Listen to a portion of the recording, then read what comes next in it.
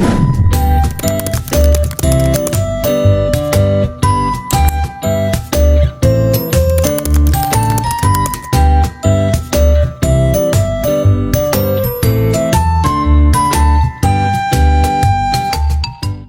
semua, saya Davaranda Putra Chandra dengan NIM C1B024016. Jadi pada video kali ini saya akan membahas tentang tugas Project Based Learning atau PJBL dengan topik kegagalan implementasi Total Quality Management atau TQM akibat kepemimpinan jangka pendek.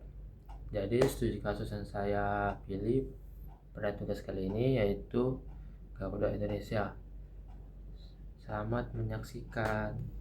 Nah, sebelum ke penjelasan tentang studi kasus Garuda Indonesia, di sini saya akan menjelaskan apa itu TQM. TQM atau Total Quality Management merupakan suatu pendekatan atau manajemen yang berfokus pada peningkatan kualitas secara berkelanjutan melalui keterlibatan seluruh anggota organisasi. TQM bertujuan untuk meningkatkan kualitas produk maupun layanan, menciptakan kepuasan pelanggan, serta membangun budaya kerja yang berorientasi pada mutu.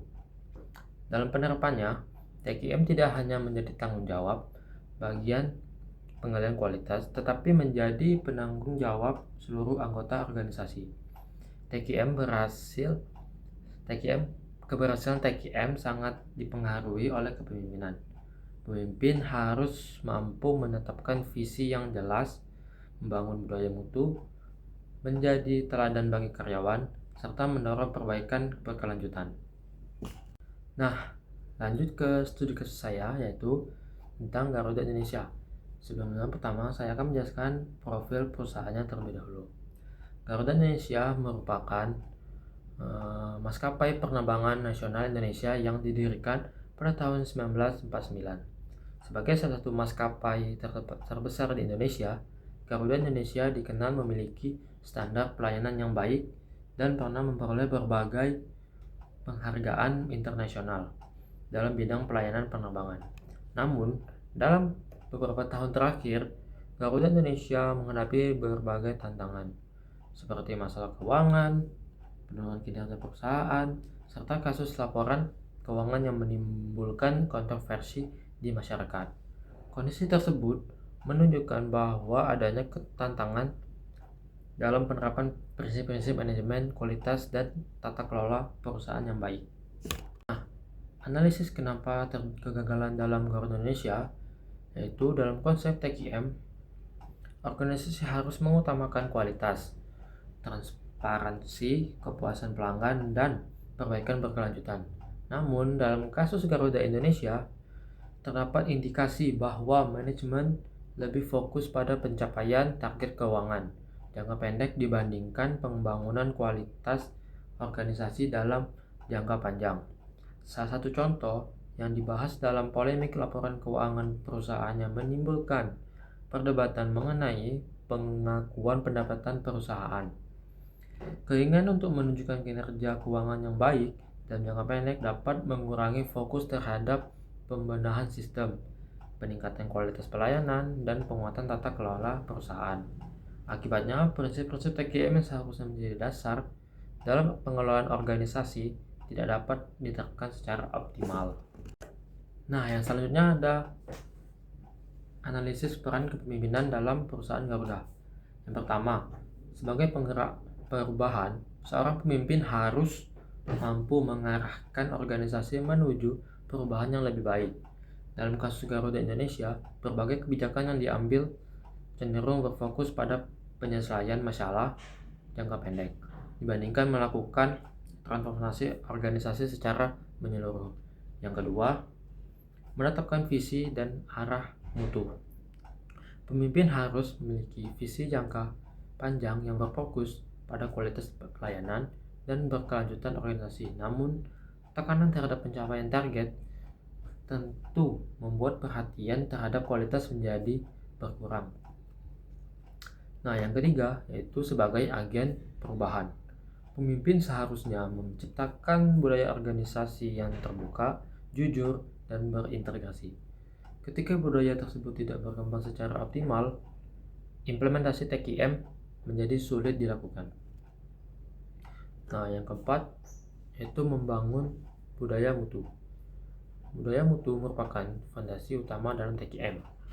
Budaya ini mengharuskan anggota organisasi bekerja berdasarkan kualitas standar yang tinggi. Dalam kasus Garuda Indonesia, budaya mutu perlu terus diperkuat agar seluruh aktivitas perusahaan berorientasi pada kualitas dan kepuasan pelanggan.